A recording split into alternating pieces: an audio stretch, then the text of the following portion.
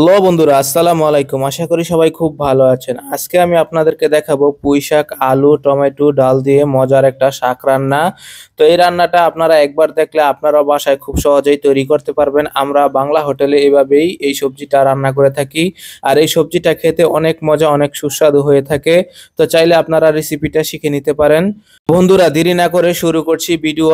প্রথমে একটা কড়াইতে সয়াবিন তেল দিয়ে দিচ্ছি। এখানে প্রায় 200 গ্রামের মতো সয়াবিন তেল দিয়ে দিলাম।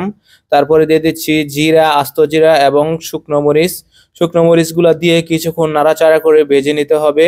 তারপরে দিয়ে দিচ্ছি পেঁয়াজ। এখানে প্রায় 500 গ্রামের মতো পেঁয়াজ আছে। তো যেহেতু 50-60 জনের রান্না, একটু পেঁয়াজটা বেশি লাগবে। তো দিয়ে দিলাম কাঁচামরিচ। এখানে 100 গ্রামের মতো কাঁচামরিচ দিয়ে দিলাম। আর দিয়ে দিলাম 50 গ্রামের মতো রসুন কিমা। আর এখানে আদা রসুন বাটা দিয়ে দিলাম প্রায় 200 গ্রামের মতো।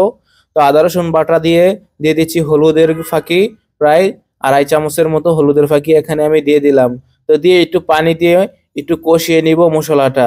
এই রান্নাটা আমরা বাংলা হোটেলে এভাবেই রান্না করে থাকি, আর এটা খেতে খুবই সুস্বাদু। তো দিয়ে দিচ্ছি পরিমাণ মতো লবণ। লবণটা দিয়ে দিলাম। তারপরে চুলার হিটটা একটু স্লো করে আস্তে আস্তে কষিয়ে নিব। তারপরে আগে থেকে যে আলুগুলা কেটে রেখেছিলাম সেই আলুগুলা দিয়ে দিলাম। তো আলুগুলা দিয়ে একটু নাড়াচাড়া করে নিতে হবে। যেহেতু শাক রান্না করব তার জন্য কিন্তু আগে আলুগুলা সিদ্ধ করে নিতে হবে হালকা, তারপরে শাক দিতে হবে। তো এবারে দিয়ে দিচ্ছি ডাল, মসুর ডাল দিয়ে দিলাম অল্প একটু। আলু দেওয়ার কিছুক্ষণ পরে দিয়ে দিলাম ডালগুলা। তো ডালগুলা দেওয়ার পরে একটু নাড়াচাড়া করে নিতে হবে, সিদ্ধ করে নিতে হবে হালকা। আসলে পুঁই শাক দিয়ে এত মজা করে যে শাক রান্না করা যায়, সেটা বাংলা হোটেলের এই রেসিপিটা না দেখলে আপনারা বুঝতে পারবেন না। বন্ধুরা, এবারে আগে থেকেই পুঁই শাকগুলো আমি কেটে তারপরে ভালো করে ওয়াশ করে রেখেছিলাম। তো এই শাকগুলো আমি দিয়ে দিলাম। শাকগুলা দিয়ে দেখেন কতগুলা শাক, এখানে প্রায় 50 থেকে 60 জনের শাক আমি রান্না করতেছি। বন্ধুরা, এবারে শাকগুলাকে আমি একটু নাড়াচাড়া করে নিব, মিক্স করে দিব। তো আপনারা ঠিক এরকম ভাবে আস্তে আস্তে মিক্স করার চেষ্টা করবেন।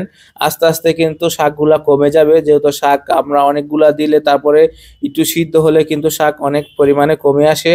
তো আস্তে আস্তে কমে আসবে, তখন নাড়তে অনেক সুবিধা হবে। তো প্রথম অবস্থায় নাড়তে একটু সমস্যা হচ্ছে। তো আস্তে আস্তে কিন্তু দেখেন অনেকটাই কমে আসছে। তো ভালো করে একটু কষিয়ে নেওয়ার চেষ্টা করবেন। তো এবারে দিয়ে দিচ্ছি টমেটো। প্রায় এখানে 700 গ্রামের মতো টমেটো আমি অ্যাড করে দিলাম। তো টমেটোটা অ্যাড করে একটু নাড়াচাড়া করে নিতে হবে, ভালো করে কষিয়ে নিতে হবে। এই শাকটাতে আমি এক্সট্রা কোনো পানি ইউজ করব না, যেহেতু শাকের ভিতরে পানি আছে। এই পানিটা দিয়েই কিন্তু এই শাকটা আমি রান্না করব। তো মোটামুটি কষিয়ে নিচ্ছি, চুলার হিটটা একটু বাড়িয়ে নিচ্ছি। যেহেতু শাকের ভিতরে পানি চলে আসছে, তার জন্য কিন্তু চুলার হিটটা বাড়িয়ে এবারে একটু জাল করে নিচ্ছি। তো এবারে দম দিয়ে দিব শাকটা আমি। তো দিয়ে দিচ্ছি অল্প একটু জিরার ফাঁকি এবং দিয়ে দিচ্ছি অল্প একটু ধনিয়ার ফাঁকি। এভাবে একবার শাক রান্না করলে বারবার কিন্তু আপনার রান্না করে খেতে মনে চাইবে। তো এবারে শাকটাকে আমি ঢাকনা দিয়ে কিছুক্ষণের জন্য ঢেকে রাখবো, যাতে করে শাকগুলো সিদ্ধ হয়ে যায়। তো বন্ধুরা, এখানে আমি 15 থেকে 20 মিনিটের জন্য শাকটা ঢেকে রেখেছিলাম। তো মোটামুটি শাকটা কিন্তু হয়ে গিয়েছে। তো দেখেন কত সুন্দর, কোনো পানি ইউজ করি নাই, এক্সট্রা পানি। শাকের ভিতরে যে পানিটা ছিল সেই পানিটা দিয়ে কিন্তু শাকটা রান্না করে ফেললাম। আর আলুগুলো কিন্তু খুব সিদ্ধ হয়ে গিয়েছে, ডালগুলো কিন্তু সিদ্ধ হয়ে গিয়েছে। তো মোটামুটি সব মিলিয়ে কিন্তু শাকটা আমার হয়ে গিয়েছে। তো এভাবে আপনারা শাক রান্না করতে চাইলে আমার এই রেসিপিটা ফলো করে অবশ্যই আপনারা এরকম ভাবে রান্না করতে পারেন। আর এই রেসিপিটা খেতে, ভাতের সাথে খেতে অনেক সুস্বাদু। চাইলে আপনারা রুটির সাথেও খেতে পারেন, খুবই মজা, অনেক সুস্বাদু একটা রান্না। তো আশা করছি ভিডিওটা সবার কাছে খুবই ভালো লেগেছে। সবাই ভালো লাগলে শেয়ার করার চেষ্টা করবেন।